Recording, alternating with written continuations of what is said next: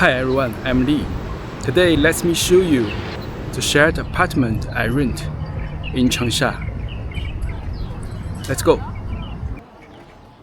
Before we go inside my home, let's first show you the residential complex where I live in Changsha. You need facial recognition to enter the community. There are 14 buildings here, each with 33 floors. Around 9,000 people live in this complex. There are about another 10 similar communities in this area. As you can see, most buildings here are high-rise apartments. This kind of housing is very common in big, crowded cities in China. Now we arrive downstairs at my building. Property management here is pretty messy. The access gate does not work anymore and lots of bikes are parked here, which is a fire safety risk.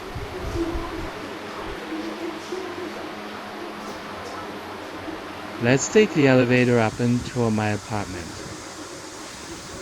Before we go in, you can see red Spring Festival couplets on the door. I use a fingerprint lock to open the door. We have to change slippers when entering. Almost every family in China does this. This is a shared apartment. The landlord has a rule. We can only put maximum 3 pairs of our shoes outside. All other shoes need to go inside the shoe cabinet. In this storage cubby, we keep tools for opening parcels and small things we take out every day, like umbrellas and plastic shopping bags. The other cabinets are only for the landlord. He keeps disuse and other daily stuff there. Over here are the dining area and living room. According to the rental contract, if we want to use these 2 spaces, we need to pay an extra $30 every month. This rule is quite rare in China. My other roommate and I choose to save that money, so we can only walk through here. We cannot use them or place our personal things. Everything you see here belongs to the landlord, and only he can use the dining room and the living room. On the dining table, there are water dispensers, tea and coffee. Sometimes you can see the landlord eating here. In the living room, there is a TV, the landlord's game console, and many small decorations. You can also find cat's crash board, automatic cat feeder and water bowl for the stray cat he adopted. Sometimes the landlord sits on the sofa playing games. But there is no air conditioner here, so we hardly see him in this season. This is the balcony. The landlord installed glass to enclose it. The view outside is nice. There are mosquito screens on the windows to stop bugs. Closed balconies are really normal in China. Even though it gets super sunny and hot in summer, this is where we wash and dry clothes. Everyone uses their own laundry detergent. We share one washing machine and dryer, but Chinese people prefer to air dry clothes naturally. Maybe we think sunlight can kill bacteria. We hang small clothes and underwear on the balcony. For big bed sheets, we go to the rooftop.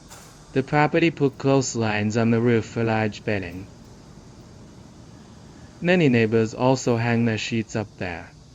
Next, let's look at the kitchen. This shared space is where I spend most time. Before entering, you can see the broken access door and a note is posted by the landlord.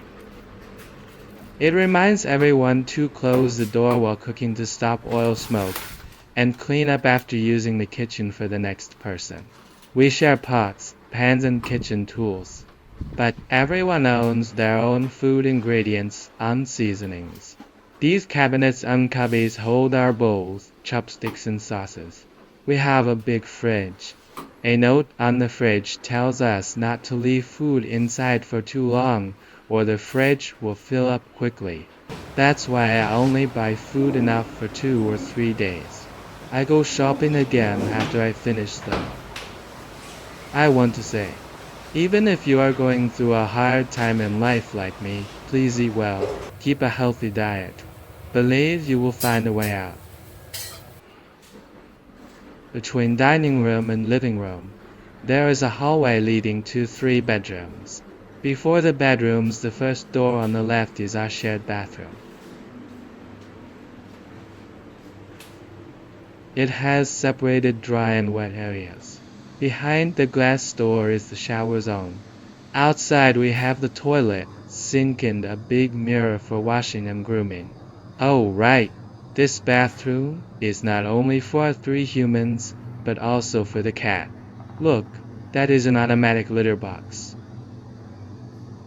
When nobody uses the bathroom, we usually leave the door a little open so the cat can come and go freely. If someone is using the bathroom and I need to rush out, I will wash myself in the kitchen.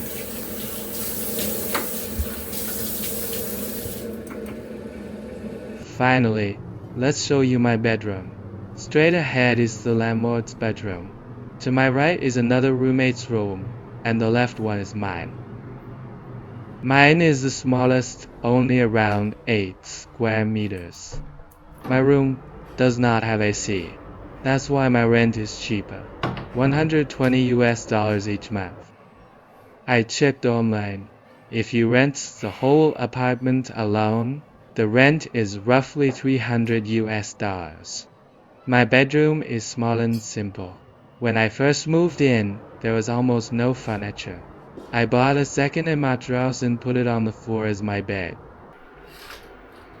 I made curtains out of bed sheets. 3 simple bedside tables hold my second-hand fan, router and daily items. My desk is very big. It works as my computer desk, dining table, and writing desk all at once. I keep my books underneath. I love reading psychology books the most. My chair is comfortable. I can sit straight or lie back a little. I use this computer and chair to edit videos. Right now, not many people watch my videos, but I believe if I keep going, I will become a big content creator in the future. This is my wardrobe. I put many things on top. Inside are my clothes, bed sheets, backpack and more. That's my home in Changsha. In my next video, I want to show you the difference between regular residential areas and wealthy neighborhoods here in Changsha. Thank you so much for watching. See you next time.